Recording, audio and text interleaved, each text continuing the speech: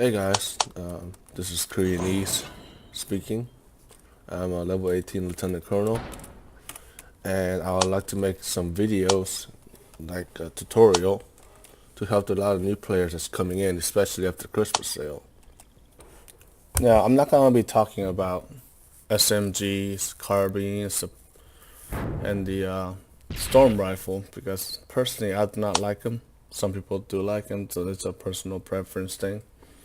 I just tend to do much better with rifle or revolver and HMG. Those weapons, they still work. They just got its weaknesses and flaws as Is the well. town hall here destroyed? Oh. Alright, so heading off into combat, I have just a rifle and a 3 mag. I prefer 3 to 5 mags, depends on how far I'm going.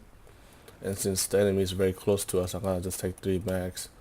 And the reason I take the least amount of stuff is because encumbrance is only at 25% right now, and it makes me run faster, which helps me a lot in combat.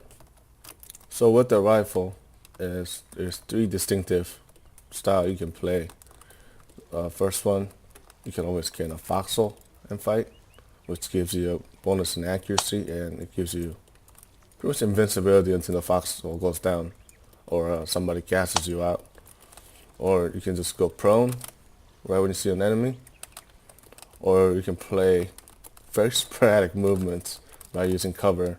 So let's get to a little bit more close quarters. Drop your medkit, you are bleeding.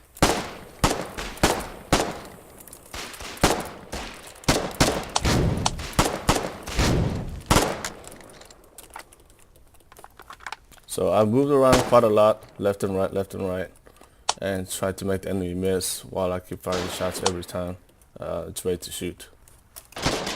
Alright, so now I gotta go prone to get a better accuracy. A bunch of enemies doing the same thing currently, which I'm hitting this guy right now, and he goes down. My accuracy is much greater when I'm in prone. Also, it's hard for them to hit me as well.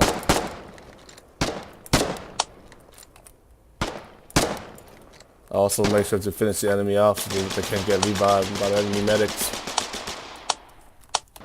The main reason why I like the rifle so much is because it can deliver large amount of damage in a very short period of time. One shot. And this guy's pretty good. Please, So, help! healing. Help! Help! Help me! So that was a good flanking move. Help! Finish these guys off.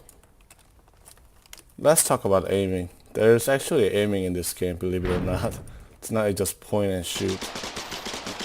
So in order to actually hit the target, you have to move the mouse reticule so it's behind the enemy, or it kind of snaps into place. So let's see this guy right here. See how my mouse just snaps into place? That's when you're actually aiming at the enemy. So our town is out of ammo for rifles, so I'm just left with the pistol, but it's okay. The pistol is actually still a good weapon. That's what I'm talking about.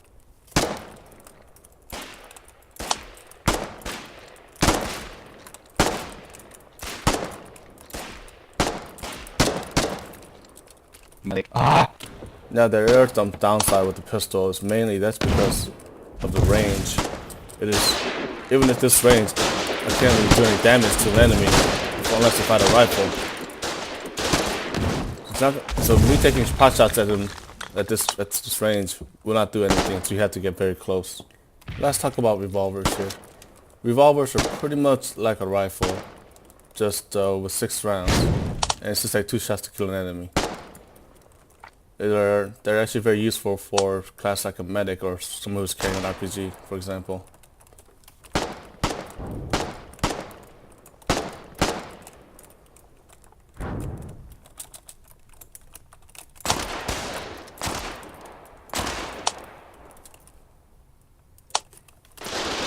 Let's talk about a shotgun.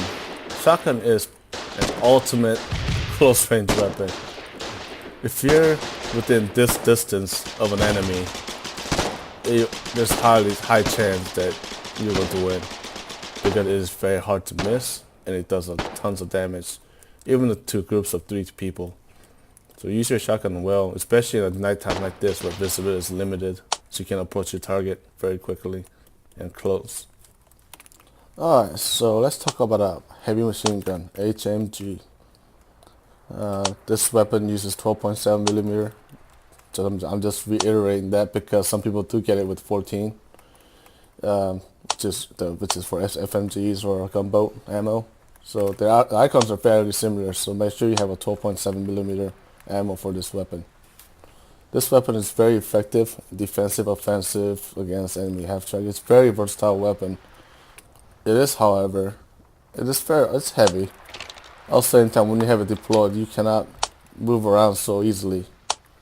So it can be a hard weapon to use, depends on how you use it. But still, it's a very powerful weapon.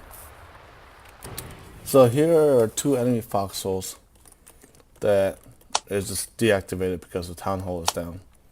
So let's just pretend that this is active foxhole. So first thing I'm going to do, go to reload my gun. And I'm going to get about this far away from the intended target. This is about the max range where it won't shoot at you.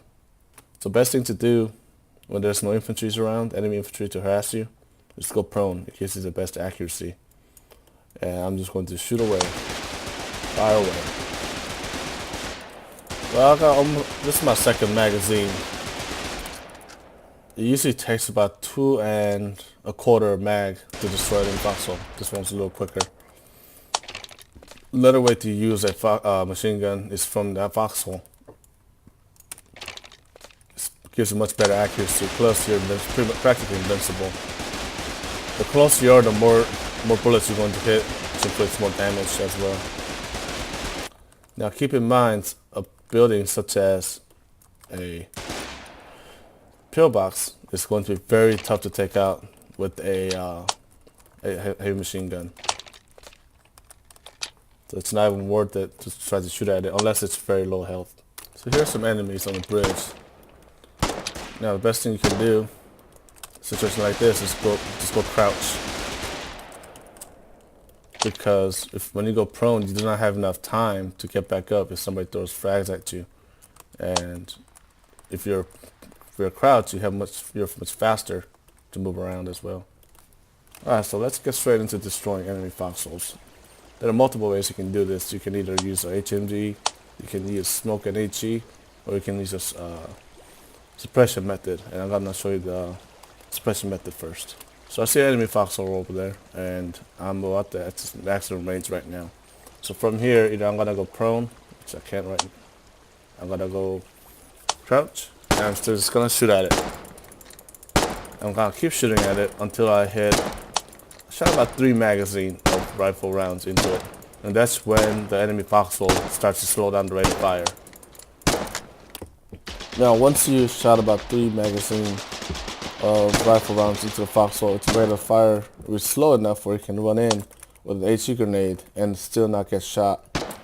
It depends on RNG. You can shoot more into the foxhole or gun nest, and it has a better chance of you surviving. So let's talk about HE grenades now. High explosive grenades are used for destroying mostly the buildings. Or you can still use it to just kill infantry, especially the ones who are hiding behind a sandbag. It's useful because it explodes on contact. In order to destroy a foxhole, you're going to need 3 HE grenades. In order to destroy a gun nest, like here, it takes 6 HE grenades. In order to destroy a pillbox, it takes 8. And in order to destroy a wall, it takes 6. Now, a gate is somewhere around 14 and 15, depending on where you hit it. Also, it takes 2 HE grenades to take out a truck. I believe 6 HE for a half-track and a APC. It takes about 14 to 15 to take out a garrison house. And a town hall and a refinery and vehicle factory takes about 36 to 37.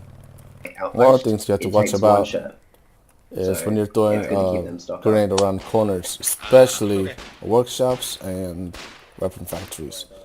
So let's see what I'm talking about here. So I'm going to throw a grenade over there. I should be clear, but not. I died, or going to die. Koreanese. Now keep in mind, a sunken pillbox, that's the metal circle looking thing that pops up and down, cannot be damaged by an HE unless it is open or in an opening or closing motion. If it's just solid, closed, you won't do any damage no matter what you hit with it.